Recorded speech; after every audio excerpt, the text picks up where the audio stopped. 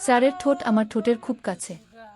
তাই আমি যখন বন্ধ করে নিলাম, কারণ এরপর কি হবে সেটা আমি খুব ভালো করেই জানি। কিন্তু অজানা কোনো এক ভয় আমার মধ্যে কাজ করছে, কি হচ্ছে সেটা ভেবে হয়তো। ভালোবাসার মানুষের ঠোঁটের স্পর্শ পাব তার মধ্যে আমি আনন্দিত, কিন্তু তারপরও কাঁপা কাঁপা একটা অনুভূতি আমার মধ্যে কাজ করছে। আজ আমার বিয়ে, খুব খুশি লাগছে।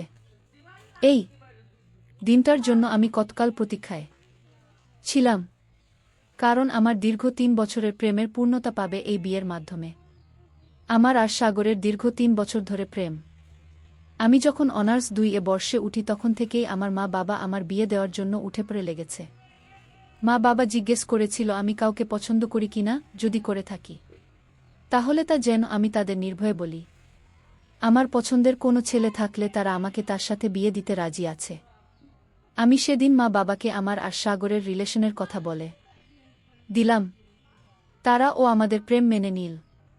আমি খুব সৌভাগ্যবতী এমন মা বাবা পেয়ে যারা আমার উপর তাদের পছন্দের ছেলেকে বিয়ে দেওয়ার জন্য কোনো প্রকার চাপ না দিয়ে আমার পছন্দকে গুরুত্ব দিয়েছে। অন্য ছেলের সাথে কেন রিলেশন করছি, রিলেশন কত বছর ধরে চলছে সেসব জিজ্ঞাসা না করে তারা শুধু এতটুকুই জানতে চাইল ছেলের নাম কি। ভাবাও যায় এমন মা বাবা আজও আছে। ইচ্ছে করলেই তারা আমাকে অনেক বকাঝকা দিতে পারত, কথা শোনাতে পারত, কিন্তু না, তারা সেটা করেনি। আমি জানি তারা কেন সেটা করেনি, কারণ তারা আমাকে অনেক বিশ্বাস করত, আর যাই হোক তাদের মেয়ে তাদের বিশ্বাস নিয়ে খেলবে না আর ভুল পথে পা বাড়াবে না। আমার সুখেই তাদের সুখ, তাই তারা আমার সুখের জন্য সাগরকে মেনে নিয়েছে। আমিও আজীবন সেই চেষ্টা করে গেছি যাতে আমার জন্য তাদের সম্মানহানি না হয়। সেজন্য আমি আমার রিলেশনে সবসময় সতর্কতা অবলম্বন করেছি। আমার আর সাগরের পরিবারের সম্মতিতে আমাদের বিয়ের তারিখ ঠিক করা হলো। আমার আর সাগরের স্বপ্ন পূরণ হতে যাচ্ছে। ওর আর আমার টুনাটুনির সংসার হবে। ভাবতেই খুব ভাল লাগছে। আমার বিয়েটা গ্রামের বাড়িতে হবে। মা বাবার খুব ইচ্ছা বিয়েটা যাতে আমাদের নিজের গ্রামের বাড়িতে হয়। আমার ইচ্ছা তারা কোনো প্রশ্ন ছাড়াই পূরণ করতে যাচ্ছে। আমি তাদের এই সামান্য আবদার রাখতে পারব না, তা কেমন করে হয়। তাদের ইচ্ছায় বিয়েটা গ্রামে অনুষ্ঠিত হবে। ভার্সিটিতে আমার সবচেয়ে বেস্ট ফ্রেন্ড তাসপিয়াকে বিয়ের দাওয়াত দিলাম। বাকি আর কাউকে এই খবর বলেনি। বান্ধবীকে বিয়ের দাওয়াত দেওয়ার পর ক্লাস থেকে যখন বের হতে যাব তখনই আমাদের ভার্সিটির সবচেয়ে হ্যান্ডসাম, গুড লুকিং তন্ময় স্যারের সামনে পড়লাম। উনি হচ্ছেন আমাদের ভার্সিটির সব মেয়েদের ক্রাশ।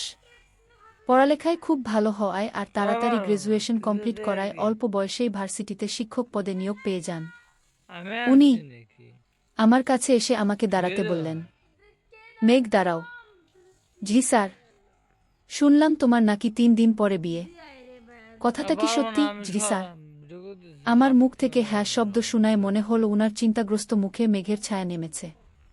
প্রতিদিন যাকে হাস্যোজ্জ্বলভাবে থাকতে দেখি আজ তার মুখটা কেমন যেন বিষাদে ছেয়ে গেছে। মুখটা শুকিয়ে কেমন ফ্যাকাশে হয়ে গেছে। উনি গম্ভীর মুখে বললেন, তোমার বান্ধবীকে বিয়ের দাওয়াত দিলে অথচ আমাকে দাওয়াত দিলে না। আমাকে কি তোমার বিয়ের দাওয়াত দেওয়া যেত না? স্যারের কথায় কিছুটা অবাক হলাম। স্যার, আমার বিয়ের কথা কেমন করে জানো? আমি তো শুধু তাসপিয়াকে আমার বিয়ের দাওয়াত দিচ্ছি। আমার বিয়ের কথা তো একমাত্র ওই জানে। বুঝছি শয়তানিরটা পেটে কিচ্ছু থাকে না। বন্ধুরা, পরবর্তী পর্ব জন্য কমেন্ট করুন, সাবস্ক্রাইব করে সাথে থাকুন। ধন্যবাদ।